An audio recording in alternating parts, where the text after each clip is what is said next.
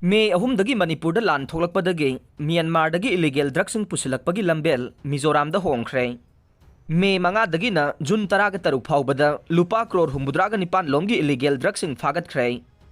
Mamang thagi ahumdagi Manipurgi mafam ayambada Kanglup Masengi lan thoraktuna state asi fauraga sathok chasin tawbada athingba kaya thambagi mahina Myanmardagi Manipur fauraga pusilakpa illegal drugsing aduge transit route haujikti Mizoramda hongkhre haidiba wafam asi Myanmardagi purakiba makhal kayagi drugsing Mizoramgi capital town Aizawl yauna Bangladeshki konung Dhaka amasung Meghalayadagi yamlaba makhal kayagi drugsing phagatpagi matangda tongan-tonganba media singna tawnarakiba report dagi mayek sengna khangba ngamkhibane report sing asigi matunginna May 3 dagi Manipurda thokhaningdaba thodok sing thorakpana maram oiraduna state asigi highway sing yauna lambi ayamba thingjilakpadagi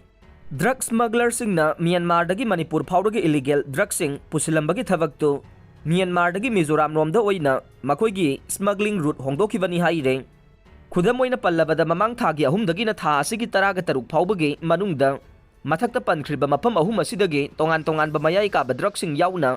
ganja heroin cocaine amasung atai polam sing punna kilogram lising taraga taruk chamaga kuntaret gram hompu phagatkhre